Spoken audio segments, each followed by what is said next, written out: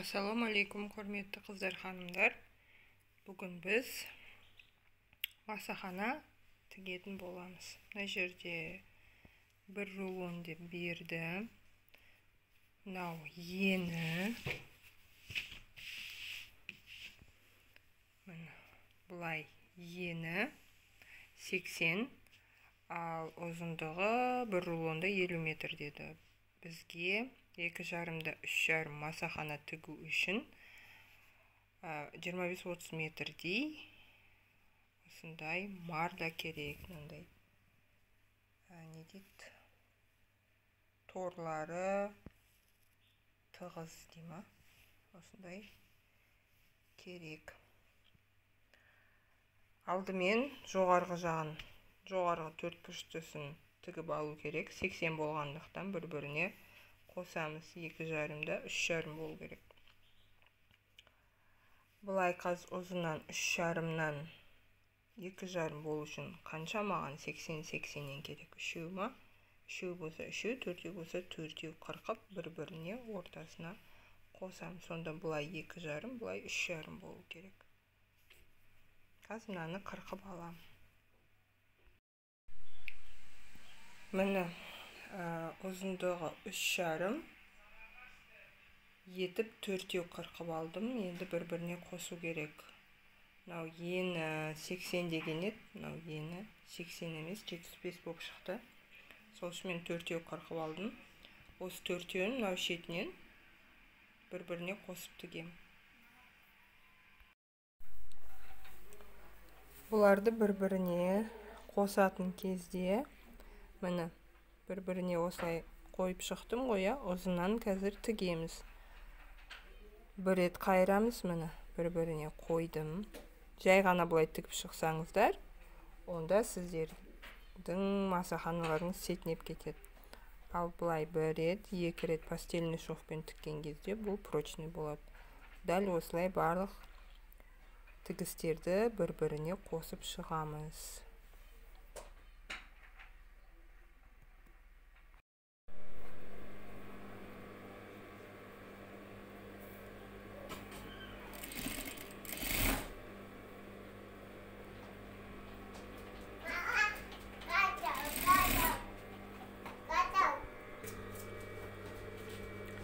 Мына қыздар осылай тігіп шығамыз, бір-біріне қосып.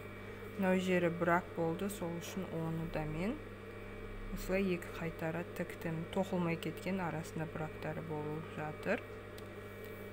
Бір-біріне осылай қосып шығамыз.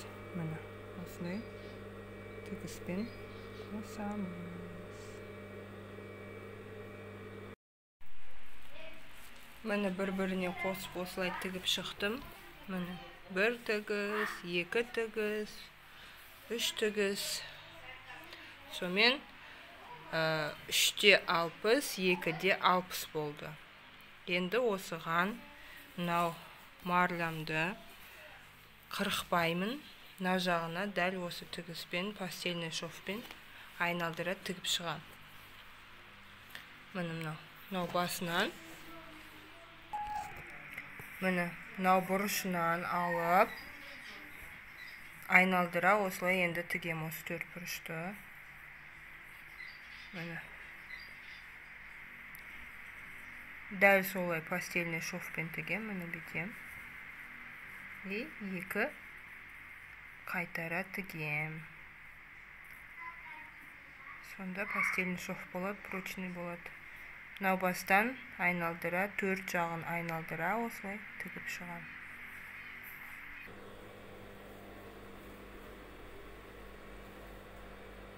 Міне аламда 1 рет қайрам және 2-ші рет қайрам, бір-біріне осылай беттестірдім.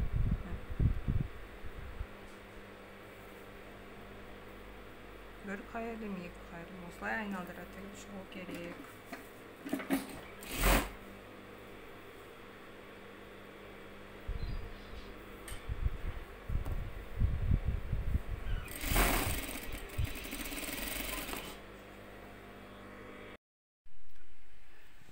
Міне қыздар, мынау 4 бұрыштың үстінен айналдыра тіктім.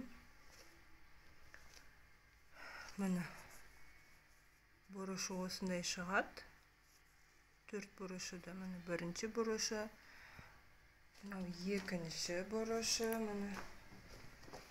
Мынау екінші бұрышы. Мынау үшінші бұрышы.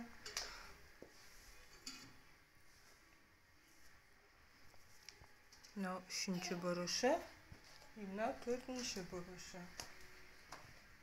Осы бұрышқа келдім міне, айналдыра тіктім. Енді мына жерге келдім, мынаны қырқам. Сосын барып мынаны бірге қосам.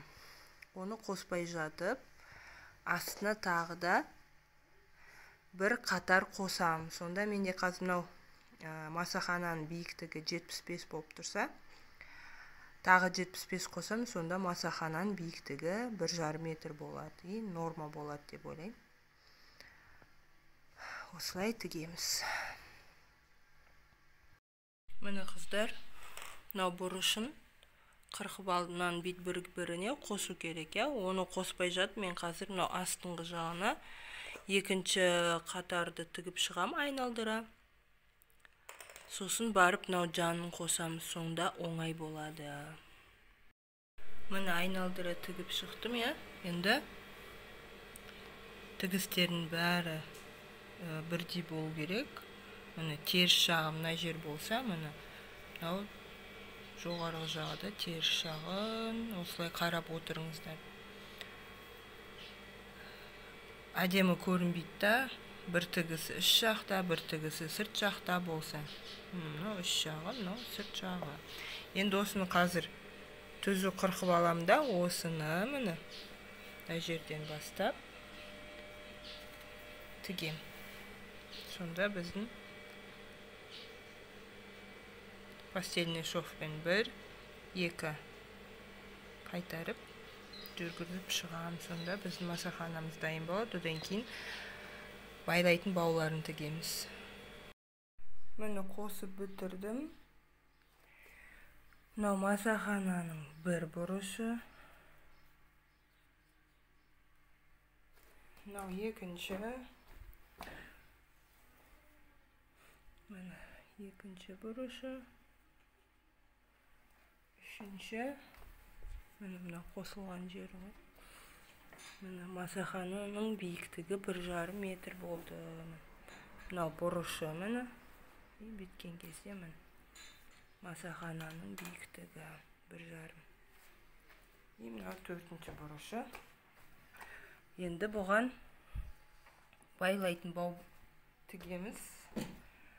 Осы марляны алып, бір 4-5 сантиметрдей қырқып алам. Ені 4-5 сантиметр, ұзындығы 1-1,5. Қанша керек сізге байлайтын? Байлайтын жеріңіз жақын болса 1 метр жетеді. Алыстау болса 1,5 істейсіздер. Ең жаңағы 2-3 қайтара бүйтіп, прочный болу үшін 2-3 қайтара қайтарып тігіп шығамды, ұзын-ұзын жіптер жасайым. Одан кейін 9 жерінен тігіп шығам. 4 бұрышынан және сол 4 бұрыштың орталарынан. Себебі масахана үлкен. Бүйтіп салбырап тұрмасы үшін 9 жерінен тігіп шығам. Сонымен масаханамыз дайын болады. Міне осылай 4 полоска, әзірше 4 полоска қырқып алдым. Ұзындығы бұның 2 метр ма, сондай көреміз. Тігіп болған соң енді осыны ашып,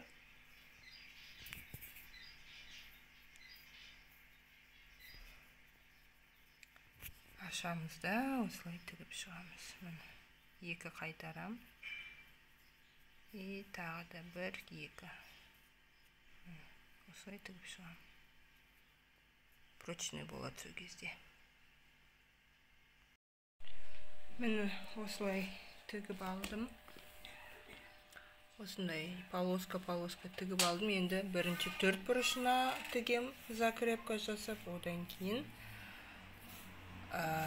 сол 4 бұрышының орталарын бірдей етіп тауып, сол орталарына тігу керек. Міне бұрышы масахананың, мынаны осылай қоямда, мына жерге 4-5 рет закрепка жасайым.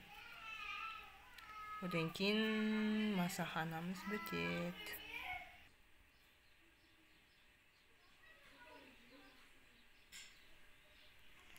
Mine kızlar, осылай закрепка жасадым.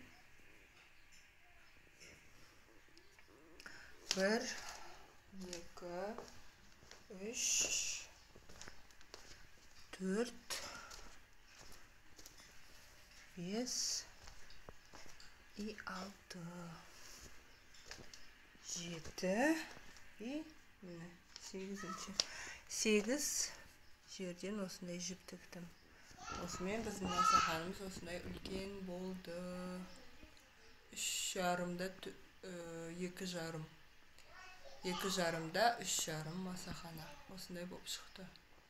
Мен болғандарыңызға рахмет. Келесі кездескенше сау болыңыздар.